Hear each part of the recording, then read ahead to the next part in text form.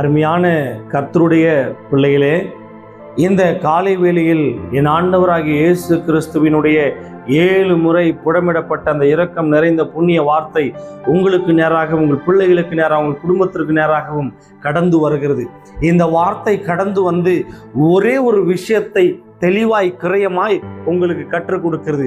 அந்த வார்த்தை என்னவென்று கேட்டால், என் பிள்ளைகள் பொறுமையாக இருக்க வேண்டும், துன்பத்தில் பொறுமையாக இருக்க வேண்டும், அநேக வியாதியில் பொறுமையாக இருக்க வேண்டும், சஞ்சலத்தில் பொறுமையாக இருக்க வேண்டும். பொறுமையாக இருந்தா மாத்திரம் பத்தாது, அந்த பொறுமையிலே இந்த பிள்ளைகள் ஜெபம் பண்ண வேண்டும் என்று கற்றுக் கொடுக்கிறார். அந்த பொறுமையில உடைய உபத்திரவத்துல நீங்கள் ஜெபம் பண்ண ஆரம்பிச்சுட்டா அந்த பொறுமையே உங்களுக்கு அற்புதத்தை செய்து விடுமா, அந்த பொறுமையை உங்களுக்கு மாற்றத்தை கொண்டு வந்துருமா, அந்த பொறுமையை உங்களுடைய ஜெபத்தை பிதாவின் இடத்துல கொண்டு போய் சேர்த்து விடுமா, அந்த பொறுமையை பிதாவின் மூலியமா உங்களுக்கு ஒரு அற்புதத்தையும் அடையாளத்தையும் செய்து விடுமா.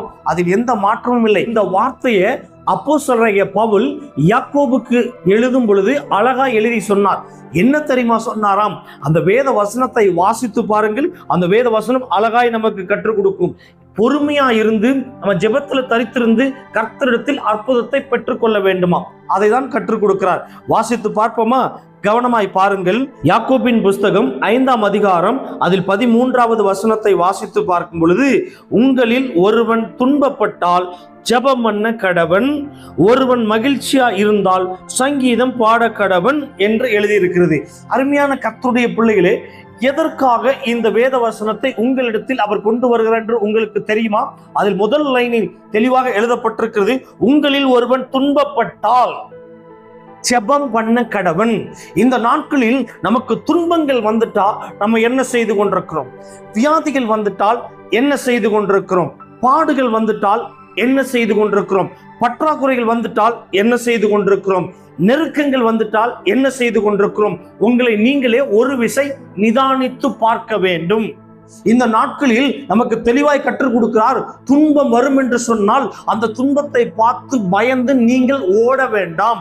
அந்த துன்பத்தை எதிர்த்து நிற்க வேண்டும் என்று சொன்னால் உங்களுடைய முழங்காலை முடக்கி பரத்துக்கு நேரம் உங்களுடைய கண்களை ஏறெடுத்து பார்த்து ஜெபம் பண்ண கடவன். அந்த துன்பத்துல ஒரு பொறுமை இருக்கணும், பாடுகள்ல ஒரு பொறுமை இருக்கணும், வியாதியில ஒரு பொறுமை இருக்கணும், இல்லாமையில ஒரு பொறுமை இருக்கணும். அந்த பொறுமை தான் உங்களை ஜெபிக்க தூண்டும். அந்த பொறுமையை ஒருவேளை உங்களிடத்திலிருந்து இழந்து விட்டது என்று சொன்னால் நீங்கள் ஜெபிக்க மறந்து விடுவீர்கள், ஜெபிக்க தோணாது. உங்களுக்கு முன்பதாக நிற்கிற பிரச்சனையே உங்களுக்கு பெரிதாக இருக்கும், உங்களுக்கு முன்பதாக இருக்கிற கண்ணீரே உங்களுக்கு பெரிதாக இருக்கும், உங்களுக்கு முன்னாடி இருக்கிற வேதனைகளே உங்களுக்கு பெரிதாக இருக்கும்.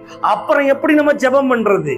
அதற்குத்தான் அவர் தெளிவா எழுதி சொல்லுகிறார். அருமையான கர்த்தருடைய பிள்ளைகளே, நீங்கள் யாராகிலும் துன்பப்படுவீர்களானால் அந்த துன்பத்தில ஜெபம் பண்ணுங்கள், அந்த துன்பத்தில் பொறுமையா இருங்கள், அந்த துன்பத்தில் தாழ்மையா இருங்கள், அந்த துன்பத்தில் உறுதியா இருங்கள், அந்த துன்பத்தில் விசுவாசத்தோடு இருங்கள். அருமையான கர்த்தருடைய பிள்ளைகளே, நீங்கள் இப்படி இருக்கும் பொழுது மட்டும்தான் உடைய துன்பத்துல நீங்க ஜெபம் பண்ண முடியும். பெரிய வியாதியில், ஒரு பெரிய சஞ்சலத்தில், ஒரு பெரிய கண்ணீரில், ஒரு பெரிய துன்பத்தில் நீங்கள் மாட்டிக்கொண்டிருக்கும் பொழுது வாங்க ஜெபம் பண்ணலான்னு சொன்னா நீங்க என்ன சொல்லுவீங்க? நானே எவ்வளவு பெரிய கஷ்டத்துல இருக்கிறேன், நானே எவ்வளவு பெரிய வேதனையில் இருக்கிறேன், எல்லாம் இழந்துட்டு உட்கார்ந்து இருக்கிறேன், நான் எப்படி ஜெபம் பண்றதுன்னு நீங்க ஒரு கேள்வி கேட்பீங்க. அந்த மாதிரி கேள்விகள் உங்களுக்கு வரும் பொழுது தயவு செய்து யோபுவை நினைத்து பாருங்க. யோபுவுக்கு என்ன சம்பவித்தது என்பதை நினைத்து பாருங்கள். அவர் துன்பப்பட்டார், துன்பத்தில் ஜெபம் பண்ணினார். அதற்குத்தான் இழந்து போன ஆசீர்வாதத்தை என் ஆண்டவராகிய இயேசு கிறிஸ்து 2 மடங்காய் திருப்பி கொடுத்தார். 2 மடங்காய் திருப்பி கொடுத்ததற்கு காரணம் என்னவென்று கேட்டால், அவருடைய துன்பத்தில் பொறுமை இருந்தது, அவருடைய பாடுகளில் ஒரு பொறுமை இருந்தது, அவருடைய வியாதியில் ஒரு பொறுமை இருந்தது. அந்த பொறுமையாய் அவர் ஜெபம் பண்ணி, அதுவும் அவருக்காக அவர் ஜெபம் பண்ணவில்லை, அவருடைய நண்பருக்காக ஜெபம் பண்ணினார். அவருடைய நண்பருக்காக ஜெபம் பண்ணும் பொழுது அந்த ஜெபத்தின் சத்தத்தை ஆண்டவராக இயேசு கிறிஸ்து தெளிவும் கிரயமாய் கேட்டதுனால யோபுவினுடைய வியாதி முற்றிலுமாய் மாற்றப்பட்டது. யோபு இழந்து போன ஆசீர்வாதத்தை 2 மடங்கு ஆண்டவராக இயேசு கிறிஸ்து திருப்பி கொடுத்தார். அருமையான கர்த்தருடைய பிள்ளைகளே, எதற்காக இந்த வேத வசனத்தை கொண்டு வர என்று கேட்டால், நீங்கள் எல்லா காரியத்திலும் கொஞ்சம் பொறுமையாக இருந்து ஜெபம் பண்ணுங்கள். இன்னைக்கு எத்தனையோ பாடுகள், எத்தனையோ கண்ணீர்கள், எத்தனையோ சஞ்சலங்கள், எத்தனையோ நெருக்கங்கள், உங்களுடைய வாழ்க்கையில மீண்டு வர முடியாத அளவிற்கு பெரிய பெரிய கஷ்டத்தை நீங்கள் சந்தித்துக் கொண்டிருக்கிறீர்கள். இந்த துக்கத்தின் மத்தியில் ஒரு பொறுமை இருக்க வேண்டும். அந்த பொறுமையில் ஒரு ஜெபம் இருக்க வேண்டும். அப்படி நீங்கள் இருக்கும் பொழுது மாத்திரம்தான் நீங்கள் இழந்து போனதை 2 மடங்கு ஆண்டவராக இயேசு கிறிஸ்து உங்களுக்கு திருப்பி கொடுப்பாராம். அதில் எந்த மாற்றமும் இல்லை. அதற்குத்தான் இந்த வேத வசனத்திலே அவர் தெளிவாய் எழுதி சொன்னார். என்ன சொன்னார்? உங்களில் ஒருவன் துன்பப்பட்டால் ஜெபம் பண்ண கடவன், ஒருவன் மகிழ்ச்சியா இருந்தால் சங்கீதம் பாட கடவன். நம்ம மகிழ்ந்திருக்கும் பொழுது இந்த சங்கீதத்தை பாட வேண்டுமா? அவருடைய வசனத்தை பாட வேண்டுமா? அவருடைய பாடல்களை பாட வேண்டுமா? அவருடைய வேத வசனத்தை தியானம் பண்ண வேண்டுமா? நம்ம மகிழ்ச்சியா இருக்கும் பொழுது நம்ம இடத்துல இருக்கிற ஆசீர்வாதத்தை மாத்திரமே பார்த்து கொண்டு இருக்காமல், எவ்வளவு பெரிய கஷ்டமா இருந்தாலும் ஜெபம் பண்ணணும், எவ்வளவு பெரிய மகிழ்ச்சியா இருந்தாலும் அவருடைய சங்கீதத்தை பாடணும்னு கற்றுக் கொடுக்கிறார். இதற்கு இணையாக ஒரு வேத வசனம் தெளிவாய் சொல்லுகிறது. சங்கீதத்தின் புஸ்தகம் 50ஆம் அதிகாரம் அதில் 15வது வசனத்தை வாசித்து பார்க்கும் பொழுது அந்த வேத வசனம் என்ன தெரியுமா சொல்லுகிறதாம்? ஆபத்து காலத்தில் என்னை நோக்கி கூப்பிடு, நான் உன்னை விடுவிப்பேன், நீ என்னை மகிமைப்படுத்துவாய். ஆபத்து வந்துருச்சுன்னா உடனே அவரை நம்ம மகிமைப்படுத்த ஆரம்பிச்சிடணும். அவரை நோக்கி, ஆண்டவரே எங்களுக்கு முன்பதாக இருக்கிற இந்த தடையெல்லாம் உடைத்து போடுங்கன்னு சொல்லி நம்ம என்ன பண்ணணும்? ஜெபம் பண்ண ஆரம்பிச்சிடணும். அதுதான் என்னை நோக்கி கூப்பிடு, நான் உன்னை விடுவிப்பேன். யாக்கோபின் வசனத்தில் என்ன சொல்லப்பட்டது? உங்களில் ஒருவன் துன்பப்பட்டால் ஜெபம் பண்ண கடவன். சங்கீதத்தின் புஸ்தகத்தில் என்ன சொல்லப்படுகிறது? என்னை நோக்கி கூப்பிடு, ஆபத்து காலத்தில் என்னை நோக்கி கூப்பிடு, நான் உன்னை விடுவிப்பேன். அதாவது இதுல ஜெபம் பண்ண சொல்றார், அதுல கூப்பிட சொல்றார். ஜெபம் பண்ணா மட்டும்தான் கூப்பிட முடியும். நீங்க கூப்பிட்டா தான் அவருடைய செவியில உங்களுடைய சத்தம் போய் ஏறும். உங்களுடைய சத்தம் போய் ஏறும் பொழுது அவர் அற்புதத்தையும் அடையாளத்தையும் செய்வது அதிக உறுதி.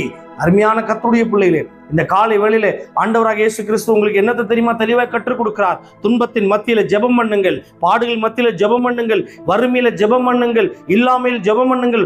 இது முடியாது என்று சொல்லும் பொழுது ஜெபம் பண்ணுங்கள். நீங்கள் ஜெபிக்க ஜெபிக்க ஜெபிக்க தான் அவரிடத்திலிருந்து அற்புதத்தையும் மாற்றத்தையும் ஆசீர்வாதத்தையும் நன்மையும் வாங்க முடியும். அதில் எந்த மாற்றமும் இல்லை.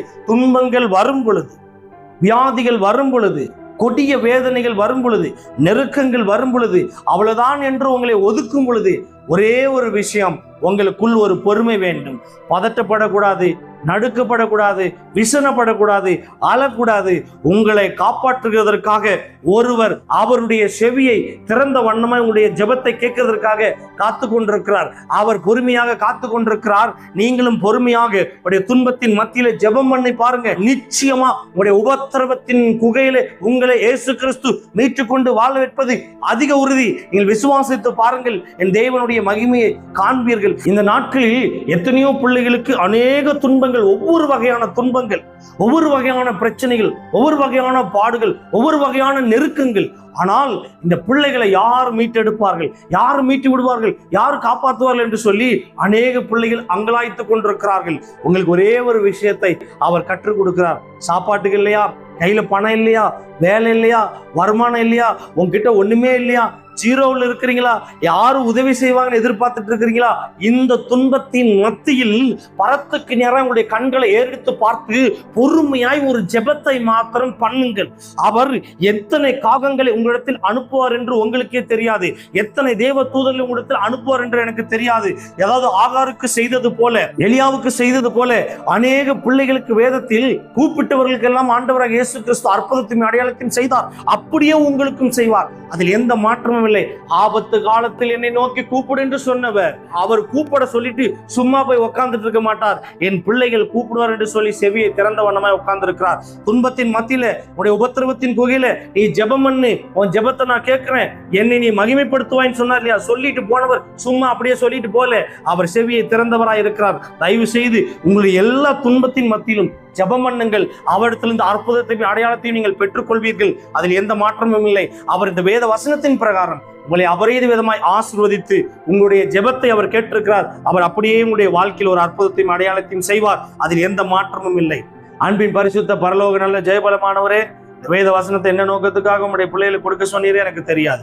ஆனாலும் ஆண்டவரே, இந்த வேத வசனத்தை கொடுக்க சொன்னீர். உங்களில் ஒருவன் துன்பப்பட்டால் ஜெபம் பண்ண கடவன் என்று சொல்லீர் ஆண்டவரே. அப்படியே நான் சொல்லியிருக்கிறேன். எந்தெந்த பிள்ளைகள் துன்பத்தோடு ஆண்டவரே வாடி வதங்கி எந்தெந்த இடத்துல கிடக்கிறார்களோ எனக்கு தெரியாது. எந்தெந்த இடத்துல கரங்கள் எல்லாம் வெறுமையாகி, பாக்கெட் எல்லாம் வெறுமையாகி, பர்செல்லாம் வெறுமையாகி, எங்கெங்க எந்தெந்த பிள்ளைகள் அங்கலாய்த்து கொண்டிருக்கிறார்களோ எனக்கு தெரியாது. தயவு செய்து அவருடைய கரத்தை எல்லாம் உங்களுடைய புண்ணிய கரத்திலிருந்து ஆசீர்வாதம் நன்மை அனுப்பி ஆண்டவரே அவர்களை மீட்டுக் கொள்ளும்படியாக நான் ஜெபிக்கிறேன். ஆண்டவரே, துன்பத்தில் எந்தெந்த பிள்ளைகள் கூப்பிட்டு கொண்டிருக்கிறார்களோ, ஒருவேளை இந்த செய்தியை பார்த்து கொண்டிருப்பார்களானால் அவருடைய துன்பம் எல்லாம் இயேசுவின் நாமத்திலே மாறுவதாக நீர் அப்படியே கட்டளையிடும்படியாக நான் ஜெபிக்கிறேன். இந்த வேத வசனத்தின் பிரகாரம் ஆசீர்வதிச்சு கொள்ளுங்கப்பா, கிருபையில மறைத்துக் கொள்ளுங்கப்பா, பெரிய காரியத்தை செய்யுங்கப்பா. இயேசு கிறிஸ்துவின் அதிகாரம் நிறைந்த இரக்கம் நிறைந்த புண்ணிய நாமத்தில் ஜெபிக்கிறேன். எங்கள் ஜெபம் கேளும் எங்கள் நல்ல பிதாவே. ஆமென், ஆமென், ஆமென். God bless you. கர்த்தர் இந்த வேத வசனத்தின் பிரகாரம் உடைய ஜெபத்தை கேட்பார். பொறுமையா இருந்து உபத்திரவத்துல அவரை நோக்கி கூப்பிடுங்கள். உங்களுடைய கரங்கள் நிரப்பப்படும், உடைய வாழ்க்கையில் மாறும், உடைய துன்பங்கள் எல்லாம் மறைக்கப்படும், உடைய ஆபத்தெல்லாம் மாறி போகும். அதில் எந்த மாற்றமும் இல்லை. வேத வசனத்தின் பிரகாரம் அபரீத விதமாய் ஆசீர்வதிப்பாராக. ஆமென்.